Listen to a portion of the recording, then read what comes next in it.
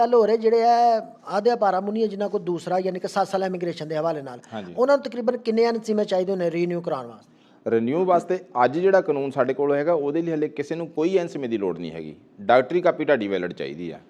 50 ਐਨਸੀਮਿਆਂ ਨਾਲ ਡਾਕਟਰੀ ਕਾਪੀ ਹੁਣ ਹੋ ਜਾਂਦੀ ਆ। 3 ਸਾਲ ਤੋਂ ਕਾਨੂੰਨ 50 ਦਾ ਚੱਲਦਾ ਪਿਆ। ਪਹਿਲਾਂ ਫੀਸ ਹੁੰਦਾ ਸੀ ਕਿ ਜਾਣੀ ਕਿ ਜਿੱਦਣ ਮੰਨ ਲਾ ਇਹਨਾਂ ਦਿਨਾਂ ਵਿੱਚ 120 ਐਨਸੀਮੇ ਚਾਹੀਦੇ ਸੀ ਡਾਕਟਰੀ ਕਾਪੀ ਨਿਊ ਕਰਵਾਉਣ ਨੂੰ। ਉਸ ਤੋਂ ਬਾਅਦ ਮਿਨਿਸਟਰ ਸਾਹਿਬ ਨੇ ਨਿਕਲਣਾ ਅਪ੍ਰੈਲ ਮਹੀਨੇ ਬਾਹਰ ਤੇ ਕਹਿਣਾ ਨਹੀਂ ਜੀ ਹੁਣ ਤੁਸੀਂ 50 ਤੇ ਕਾਪੀ ਨਿਊ ਕਰਨੀ ਚਾਲੂ ਕਰ ਦਿਓ। ਜਿੱਦਾਂ ਜਾਣੀ ਕਿ ਆਪਾਂ ਮੋਟੀ ਐਗਜ਼ਾਮਪਲ ਲਾ ਲਈਏ ਕਿ ਜਿੱਦਾਂ ਸਾਡੀ ਪਾਰਾਤਾਸੀ ਨਾਲ ਡਰਾਮਾ ਹੁੰਦਾ ਸੀ ਦਸੰਬਰ ਮਹੀਨੇ ਸਾਰਿਆਂ ਨੂੰ ਪੰਗਾ ਪੈ ਜਾਂਦਾ ਕਿ ਯਾਰ ਹੁਣ ਮੇਰੀ ਪਾਰਾਤਾਸੀ ਨਾਲ ਕੀ ਪਊਗਾ।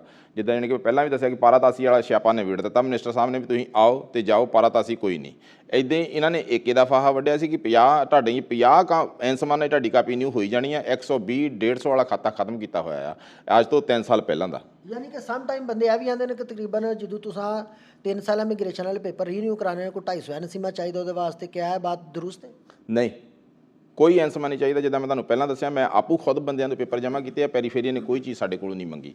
ਸਿਰਫ 1 ਸਾਲ ਲਈ ਤੁਹਾਡੇ ਕੋਲ ਸਿੰਬਾਸੀ ਮਾਲਕ ਦੀ ਚਾਹੀਦੀ ਆ। ਅੱਛਾ, ਤੇ ਜਿਨ੍ਹਾਂ ਦੇ ਆਰਗੋ ਸੀਮੇ ਲੱਗ ਰਹੇ ਨੇ ਉਹ ਵੀ ਸੇਮ ਹੈ ਹੀ ਸੀ ਨੇ ਜਾਂ ਕਿੰਨੇ ਆਰਗੋ ਸੀਮੇ ਚਾਹੀਦੇ ਨੇ ਕੋਈ ਪੇਪਰ ਰੀਨਿਊ ਕਰਵਾ ਸਕਦੇ ਨੇ? 7 ਸਾਲ ਜਾਂ 3 ਸਾਲ?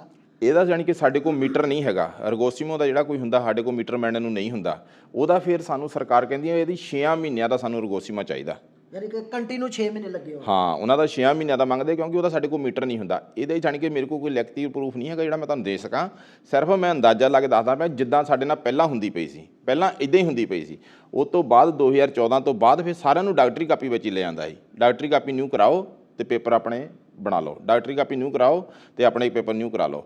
2014 ਤੋਂ ਬਾਅਦ ਅੱਜ ਤੱਕ ਇਹੀ ਕੁਛ ਚੱਲਦਾ ਪਿਆ ਹੁੰਦਾ ਸੀ। ਹੁਣ ਕਾਨੂੰਨ ਆ ਰਿਹਾ, ਕਦੀ ਅੱਗੇ ਚੱਲ ਜਾਂਦੀ ਗੱਲ, ਕਦੀ ਪਿੱਛੇ ਚੱਲ ਜਾਂਦੀ ਗੱਲ। ਜਿਹੜੀ ਅੱਜ ਗੱਲ ਹੈ ਉਹ ਕੱਲ੍ਹ ਨੂੰ ਨਹੀਂ ਰਹਿੰਦੀ, ਜਿਹੜੀ ਕੱਲ੍ਹ ਵਾਲੀ ਗੱਲ ਹੈ ਉਹ ਪਰਸੋਂ ਨੂੰ ਨਹੀਂ ਰਹਿੰਦੀ। ਇਸ ਕਰਕੇ ਜਦ ਤੱਕ ਕਾਨੂੰਨ ਬਣ ਕੇ ਪ੍ਰਿੰਟ ਹੋ ਕੇ ਸਾਡੇ ਸਾਹਮਣੇ ਨਹੀਂ ਆਉਣਾ ਉਦੋਂ ਤੱਕ ਆਪਾਂ ਤੁਹਾਨੂੰ ਕੁਛ ਨਹੀਂ ਦੱਸ ਸਕਦੇ।